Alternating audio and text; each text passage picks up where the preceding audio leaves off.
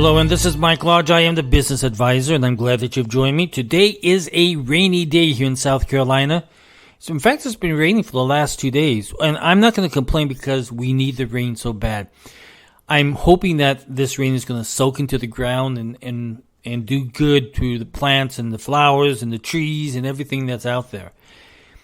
For some reason, I felt like fall came a little early. And maybe it's because we didn't have enough water. I'm not quite sure. But the leaves have been falling ever since the beginning of October here in South Carolina. That normally doesn't happen that way, but it did this year.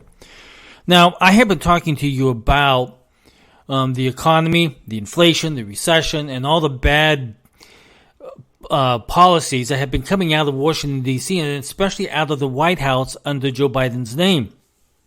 Now, today, we have a different situation. I've been warning you about this, that diesel fuel was running out.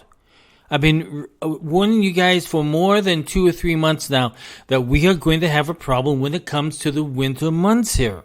And sure enough, today, well, not today, last Friday, we got a warning. And let me read you the article that came out of News 13. It said, fuel company issues diesel shortage alert in North Carolina and South Carolina. But it covers more states. It said, a major company that tracks the availability of fuel issued an alert on Friday for a diesel fuel shortage in the southeastern United States, including North and South Carolina.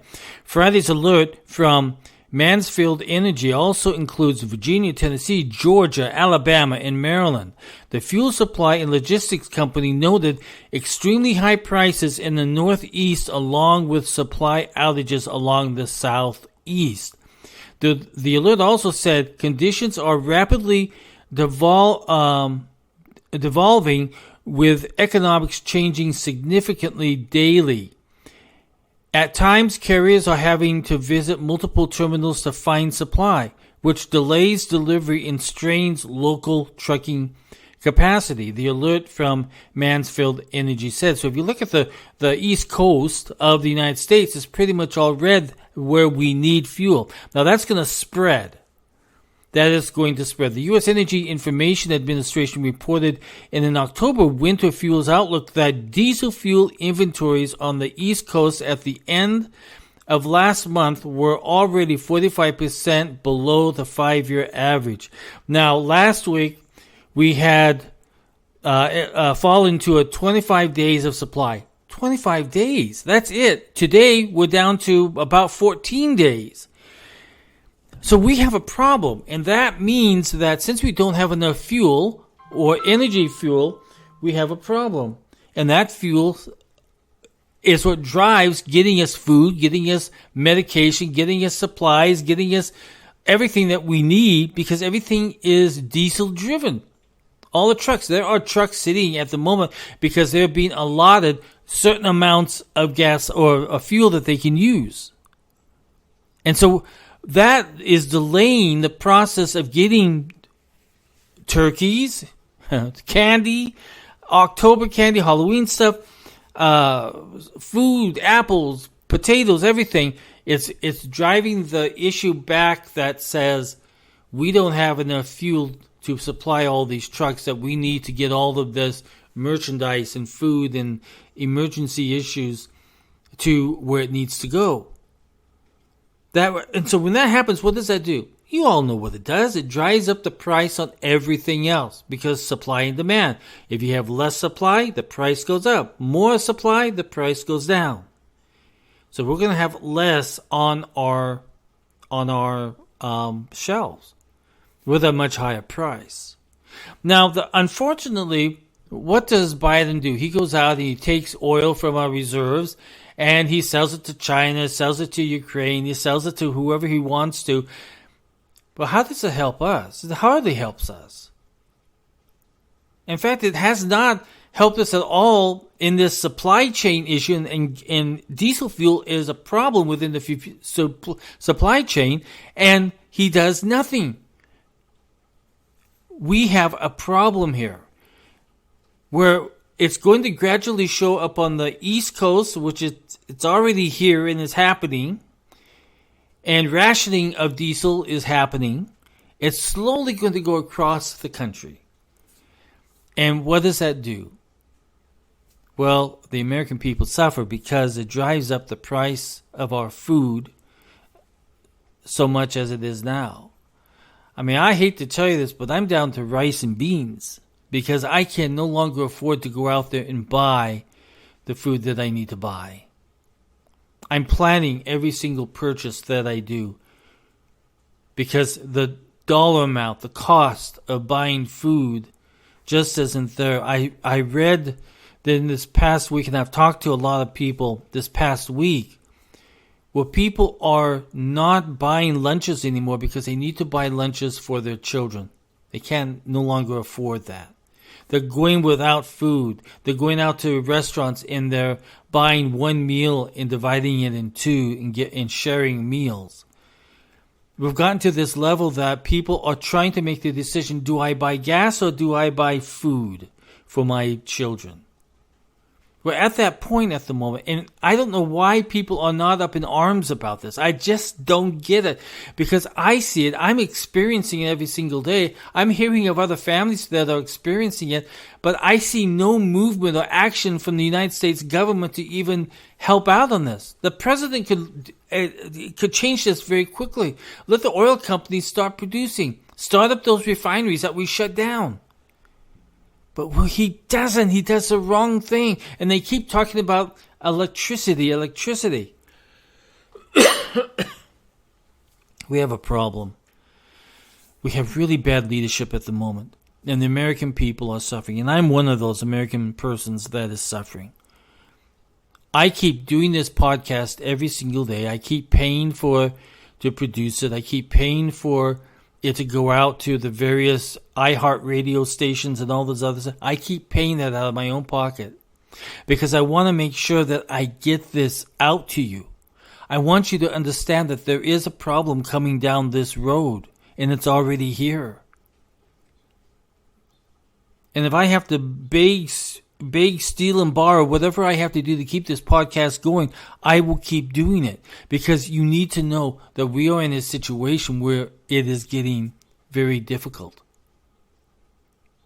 And I know that a lot of you who are listening to me, because you've sent me emails, you sent me messages, and you have told me where you are at the moment with your economy, with your personal finances, I mean, which is your economy. But we have a problem, and I don't understand why we are not up in arms about this. We have never been in this situation, except way back when we had the Depression. And people were fighting for food on the streets. They were trying to get into bread lines, soup lines. And that was the other thing, is a lot of these charities are real short on food. They're not getting the donations anymore. In fact, the people that used to donate to the charities are now having to go to the charities and ask for help. So what do we do? Well, listen, November is coming along here. We got to vote for better people. Because so far what we have in the government is not responding to the needs of the American people. We have a president who doesn't care. He'd much rather just be licking an ice cream cone someplace in wherever. And he thinks that the economy in the United States is just perfectly fine. That everything's grand. We have the best economy in the world. And then you have individuals who support him with all these fake stories of how well the economy is doing. Let me tell you, people, because you know it as well as I know it, the economy is not doing well for us. We down at the bottom tiers, we are not being helped at all. Every single day that the government passes a new law, it takes more money out of our pockets. And they want to keep taxing and taxing and taxing. And they don't care. We now have a government that doesn't care about what's happening. You can really tell. If you listen to the campaigns out there, if you listen to the campaigns in Georgia, you listen to it in Texas, you listen to it in all across the nation, you listen to these politicians, and they are ignoring the issues of inflation and recession. They're ignoring that whole storyline.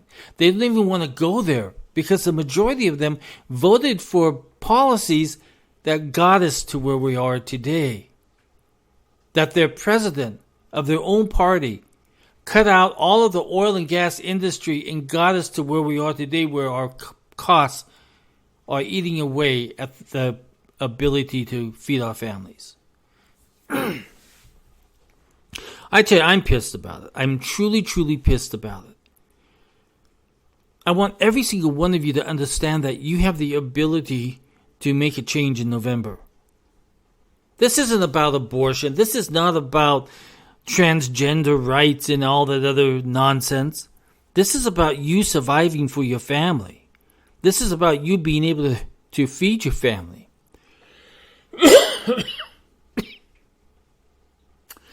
I tell you, I've never seen it this bad before.